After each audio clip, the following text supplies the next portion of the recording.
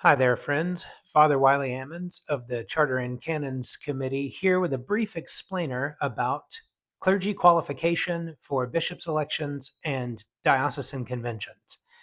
As we approach our upcoming election and make preparations for convention, I and others on the standing committee and diocesan staff have been getting questions about clergy qualifications since we changed the canons last year, hoping to clarify who participates in bishops' elections and diocesan conventions.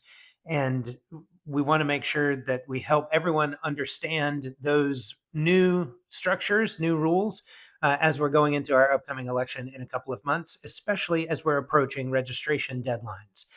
And so here's a brief rundown of how clergy qualify to participate in elections and conventions in the Diocese of Florida. The first qualification for clergy to participate in diocesan convention is you must be a clergy person in good standing with cure.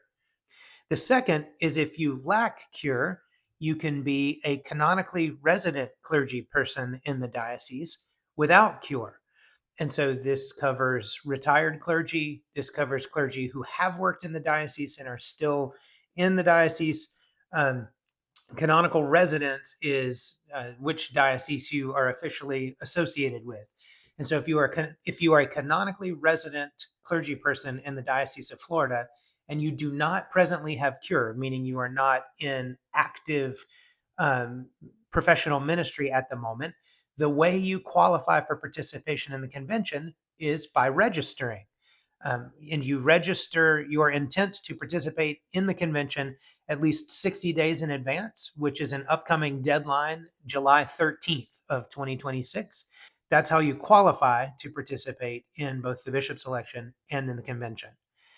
So you are a clergy person in good standing who has cure, whether you're canonically resident or not. You are a canonically resident clergy person who registers to participate in the convention.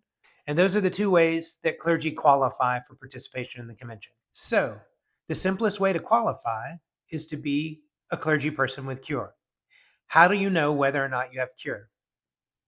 Those lists are published by the diocesan staff and can be found currently at the diocesan convention website below. That list is being reviewed, and if you expect to be on that list and do not find yourself on that, please contact the diocesan office. If you are not on the cure list, if you're canonically resident in the Diocese of Florida, you must register. And it's important to register soon because you must register at least 60 days in advance of the convention to qualify for participation for all canonically resident clergy in the diocese without cure. So then, how do we determine whether or not you have cure? Cure is a fairly complicated definition. It's been suggested that we may need to widen those qualifications for cure, and that will be under consideration in the resolutions that Charter and Canons are proposing this year. Stay tuned for that. But to get cure, you have to meet one of the following criteria.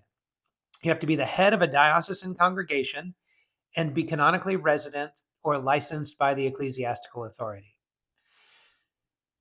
You have to be the head of a diocesan ministry who's canonically resident or licensed by the ecclesiastical authority. Heads of diocesan ministries is a little less obvious, but the most obvious example that I can think of is Douglas Dupree, who is the head of our Bishops' Institute. The Bishops' Institute being a diocesan ministry, Douglas Dupree being a canonically resident priest who is the head of that ministry, has cure. Thirdly, you can be a full-time associate priest who participates in a minimum of 12 Eucharists per year and is canonically resident or licensed by the ecclesiastical authority. And this is our fourth criteria as well, part-time associate priests who participate in a minimum of 12 Eucharists per year and are canonically resident or licensed by the ecclesiastical authority. That also qualifies you for cure. Deacons assigned to diocesan congregations by the ecclesiastical authority have cure. Deacons assigned to diocesan ministries by the ecclesiastical authority also have cure.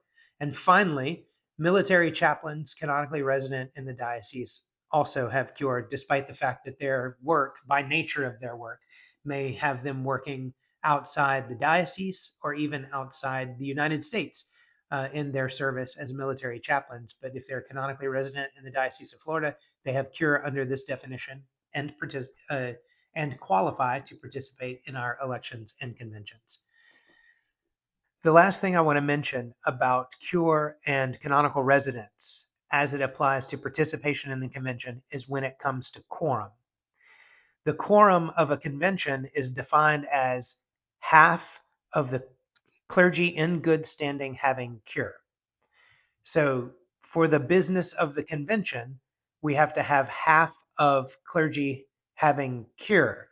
There are canonically resident clergy who have cure. There are non-canonically resident clergy who have cure. There are canonically resident clergy who do not have cure, and there non-canonically resident clergy who do not have cure are the rest of the clergy in the Episcopal Church. So we were trying to be as broad as we possibly could, with clergy having cure, being active in the diocese, allowed to take a role in the decision making of the diocese, and also clergy who are canonically resident, clergy who belong to the Diocese of Florida canonically. We also wanted to participate. And so you'll see, if you come from other dioceses of the church, this is more broad criteria than you may have encountered in other dioceses of the church, and that's on purpose. But as we're discovering in the run up to a bishop's election, people want to be clear about their status. If you're in doubt, or if you're worried about whether or not you might be able to participate in the bishop's election and convention on September 11th and 12th of this year, the safest bet is, if you are clergy, is to register. And register before July the 13th, which by my math is 60 days in advance. And if you're canonically resident clergy and you register, welcome. If you are canonically resident and you want to participate, there's no need to seek cure. It may actually complicate our quorum calculations for folks wanting cure who don't otherwise qualify for cure.